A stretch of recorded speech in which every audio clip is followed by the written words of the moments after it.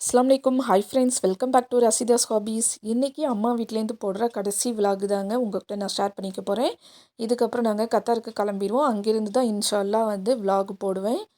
இன்றைக்கி பார்த்தீங்க அப்படின்னா பிகினர்ஸுக்கான டிப்ஸ் வீடியோ தான் உங்கள் கூட ஷேர் பண்ணிக்க போகிறேன். இந்த டிப்ஸ் வந்து எல்லாருக்குமே தெரிஞ்ச டிப்ஸு தான். இருந்தாலும் பிகினர்ஸில் தெரியாதவங்க இருப்பாங்க இல்லையா, அவங்களுக்காக தான் இந்த வீடியோ. வாங்க டிப் நம்பர் 1 என்னன்னு பார்க்கலாம். ஃபஸ்ட்டு வந்து பாலாடை எப்படி சேர்க்குறதுன்னு பார்க்கலாம். ஒவ்வொரு நாளும் வந்து நம்ம பால் வாங்கி அதை காய்ச்சிட்டு கொதிக்க விட்டோம் அப்படின்னா இந்த மாதிரி பால் ஆடை ஃபார்ம் ஆயிரும். அதுக்கப்புறம் பால் ஆறுனதுக்கப்புறமா இந்த மாதிரி பால் ஆடையை மட்டும் தனியாக ஒரு கண்டெய்னரில் போட்டு எடுத்து வச்சுக்கிட்டே வரணும். இதை வந்து ஃப்ரிட்ஜில் வந்து நம்ம ஒவ்வொரு நாளும் இதே மாதிரி ஆடையை வந்து கண்டெய்னரில் போட்டு போட்டு ஃப்ரிட்ஜில் வச்சு ஸ்டோர் பண்ணிகிட்டே வந்தோம் அப்படின்னா ஒரு நாள் வந்து இந்த கண்டெய்னர் ஃபுல்லாக பால் ஆடை சேர்ந்துரும்.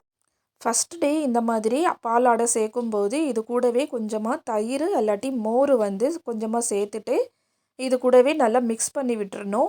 அப்போது வந்து பாலாடை வந்து வீணாக போகாமல் நல்லா வந்து வெண்ணெய் ஃபார்ம் ஆகி வரும்.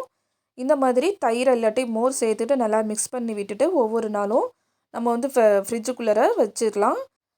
பாலாடை சேர்க்குற ஃபஸ்ட்டு டே அன்னைக்கு மட்டும்தான் இது கூடவே நம்ம தயிர் இல்லாட்டி மோர் வந்து சேர்க்கணும்.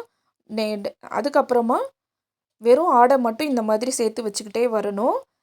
இப்போ பார்த்தீங்க அப்படின்னா ஒரு நாள் வந்து நல்லா ஃபுல்லாகிடுச்சு, பாலாடை வந்து ஃபுல்லாக சேர்ந்துருச்சு. இதை வந்து கடைஞ்சி வெண்ணெய் எடுத்துக்க வேண்டியது தான். வீட்டிலே எப்படி நெய் காய்ச்சிறது அப்படின்னு சொல்லிட்டு நான் வீடியோ போட்டிருக்கேன், நம்ம சேனல்லே இருக்குது. அதோட லிங்க்கு கீழே டிஸ்கிரிப்ஷனில் கொடுக்குறேன். டைம் இருக்கும்போது செக் பண்ணி பாருங்கள். அடுத்ததாக டிப் நம்பர் 2க்கு போகலாம்.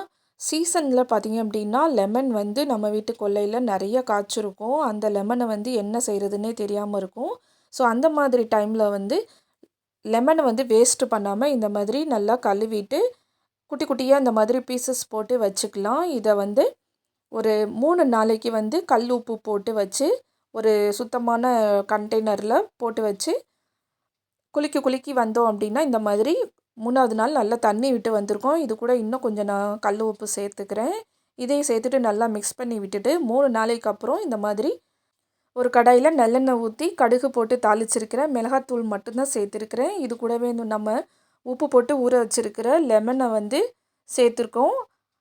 சூப்பரான டேஸ்டியான பிக்கிள் வந்து நமக்கு லெமன் பிக்கிள் வந்து ரெடி ஆயிடுச்சு. இதை நம்ம ஒரு பிளாஸ்டிக் ஜாரில் இல்லாட்டி ஒரு கிளாஸ் கண்டெய்னரில் போட்டு நம்ம ஃப்ரிட்ஜில் ஸ்டோர் பண்ணி வச்சிட்டோம் அப்படின்னா 6 மந்த்ஸ் வரைக்குமே நம்ம யூஸ் பண்ணிக்கலாம். இந்த மாதிரி ஸ்டோர் பண்ணும்போது நான் வந்து இன்றைக்கி பிளாஸ்டிக் கண்டெய்னரில் தான் போட்டிருக்கேன். இதுக்குள்ளே வந்து நம்ம சில்வர் ஸ்பூன் வந்து போட்டால் துரு பிடிச்சிருது. அதனால வந்து இந்த மாதிரி உடன் ஸ்பூன் யூஸ் பண்ணோம் அப்படின்னா நல்லா எதுவுமே ஸ்பாயில் ஆகாமல் நல்லா இருக்கும். இந்த உடன் ஸ்பூன் வந்து இதுலேயே இந்த கண்டெய்னருக்குள்ளேயே நம்ம வச்சிடலாம். இந்த மாதிரி ஃப்ரிட்ஜில் ஸ்டோர் பண்ணிக்கிட்டே வந்தோம் அப்படின்னா 6 மந்த்ஸுக்கு வரைக்கும் நம்ம இந்த பிக்கிள் வந்து யூஸ் பண்ணிக்கலாம். அப்படி இல்லை அப்படின்னா பிக்கிள் போட டைம் இல்லை அப்படின்னா இந்த மாதிரி வந்து லெமனை வந்து ஜூஸ் போட்டு ஒரு பாட்டிலில் நம்ம ஸ்டோர் பண்ணி ஃப்ரிட்ஜில் வச்சுக்கிட்டே வரலாம். நமக்கு தேவையானப்போ லெமன் ரைஸுக்கு, பிரியாணிக்கு இந்த மாதிரிலாம் வந்து இல்லை லெமன் ஜூஸ் போடும்போது கூட யூஸ் பண்ணிக்கலாம். கொஞ்சமாக லைட்டாக உப்பு இதோட போட்டு கலந்து வச்சிடணும். நமக்கு லெமன் வந்து வீணாக போகாமல் நம்ம யூஸ்ஃபுல்லாக இருக்கும் நமக்கு. அடுத்ததாக பார்த்திங்கன்னா டிப் நம்பர் 3 வந்து எங்கள் வீட்டு கார்டனில் வந்து கொஞ்சமாக வந்து இது காய்ச்சிருந்தது, சுண்டக்காய். அதுதான் நான் வந்து கொஞ்சமாக இருந்தாலும் பறிச்சுட்டு வந்து காய வச்சுருக்கேன்.